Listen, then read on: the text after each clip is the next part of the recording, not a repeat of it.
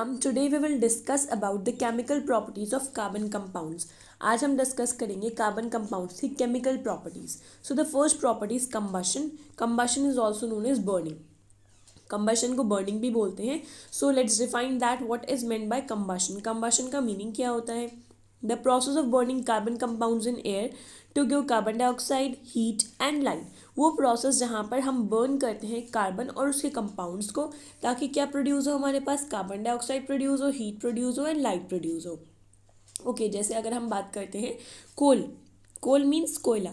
कोयले को बर्न करते हैं तो ऑब्वियसली क्या प्रोड्यूस होता है? हीट प्रोड्यूस होती है, लाइट प्रोड्यूस होती है एंड कार्बन डाइऑक्साइड प्रोड्यूस होती है.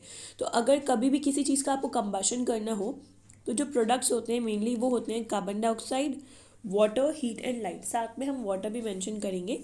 Carbon dioxide, water, heat and light. So carbon dioxide add करेंगे प्लस वाटर ऐड करेंगे प्लस यहाँ पर हम नोट करेंगे हीट एंड लाइट. कोई भी चीज़ बर्न होगी मीन्स कंबशन होगा उस चीज़ का, तो मेनली 4 प्रोडक्ट्स रिलीज होंगे, carbon dioxide, water, heat and light. और इसको हम अपने अकॉर्डिंगली बैलेंस कर सकते हैं. लाइक यहाँ पर 4 हाइड्रोजन आटम है, यहाँ पर 2 हाइड्रोजन आटम है, तो यहाँ पर हम 2 पुट करेंगे. Okay, 2 times 2 is what? It is 4.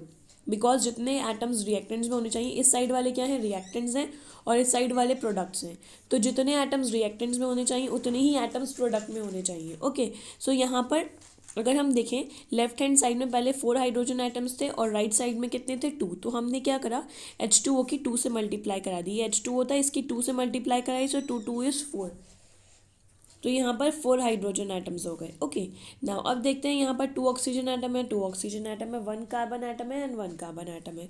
Now अब ऑक्सीजन यहाँ पर सेम एज दैट. ऑक्सीजन कितने हैं? यहाँ पर 2 ऑक्सीजन एटम है, यहाँ पर 2 ऑक्सीजन एटम है. बिकॉज ये 2 इस ऑक्सीजन की नहीं भी है, तो कितने ऑक्सीजन एटम हो गए? 4 ऑक्सीजन एटम हो गए. यहाँ पर 2 ऑक्सीजन एटम है, सो हम क्या करेंगे? यहाँ पर 2 ऐड करेंगे. सो 2 इज़ व्हाट? It is 4. सो ये बैलेंस केमिकल रिएक्शन हो गई कंबशन ऑफ मीथेन की. ओके, एक बार हम इंक्लूड कर देते हैं. CH4 plus 2O2 arrow, CO2 plus 2H2O plus heat and light. Okay, साथ में हीट एंड लाइट भी प्रोड्यूस होगी बिकॉज कोई चीज़ किसी चीज़ का कंबशन हो रहा है, वो बर्न हो रही है.